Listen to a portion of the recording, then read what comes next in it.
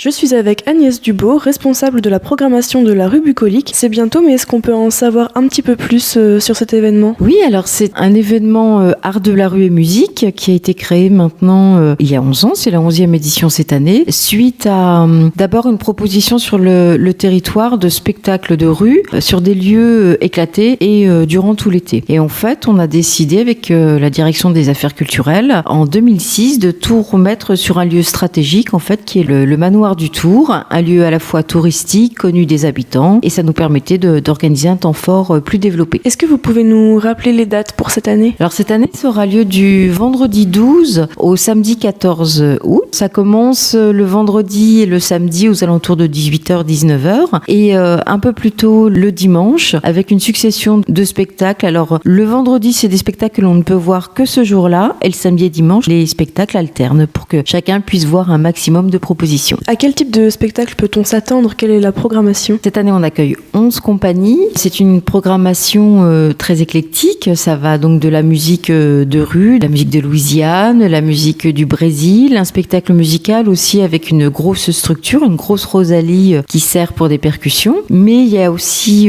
beaucoup de cirque, de la chanson, du théâtre. Voilà, il y en a pour tous les goûts et pour tous les âges. Est-ce que vous proposez des activités pendant l'après-midi avant le début des spectacles ? Non, en fait, on n'a pas développé cet axe-là parce que le lieu, il n'est pas très grand. Le manoir du Tour est assez limité en termes d'aires de jeu, par exemple. Donc c'est pour ça aussi qu'on ne peut pas développer en termes de propositions artistiques. On l'a fait avec une compagnie, il y a 2 ans, une compagnie anglaise qui avait proposé un stage de danse contact, cirque et acrobatie. Mais cette année, il n'y en a pas. Et pour les années suivantes, est-ce que vous pensez mettre quelque chose comme ça en place ? Ça va dépendre déjà de la volonté politique, comment les événements vont être développés à l'avenir. Encore une fois, c'est assez compliqué à mettre en place en termes de lieux dans le manoir parce que déjà on occupe toute la place pour l'accueil des artistes et des spectacles. Concernant la restauration, est-ce qu'il est possible de manger sur place ? Oui, alors on fait appel chaque année à des restaurateurs qui viennent proposer différentes traditions culinaires. Donc ça va de la grillade frite, il y aura également de la cuisine asiatique, il y aura les glaces, il y aura buvette. Il y a tout ce qu'il faut effectivement pour contenter les gourmands aussi. Ça se passe sur plusieurs jours. Est-ce qu'il est possible de dormir sur le site ? Il n'y a pas d'organisation à ce sujet. Maintenant, il y a l'hôtel des Murets qui a de nouveau ouvert le 1er juillet. Et puis l'autre option, c'est pour ceux qui veulent camper, mais alors vraiment sauvage, sur le parking, dans le champ jouxtant les aires de jeu. Il y a possibilité effectivement de rester sur place, de planter la tente ou le camion, le camping-car. Voilà. Concernant les places, où est-ce qu'il faut réserver sa place ? L'accès est libre pour les spectacles. Il y a juste le spectacle du Cacophonic Pictures Orchestra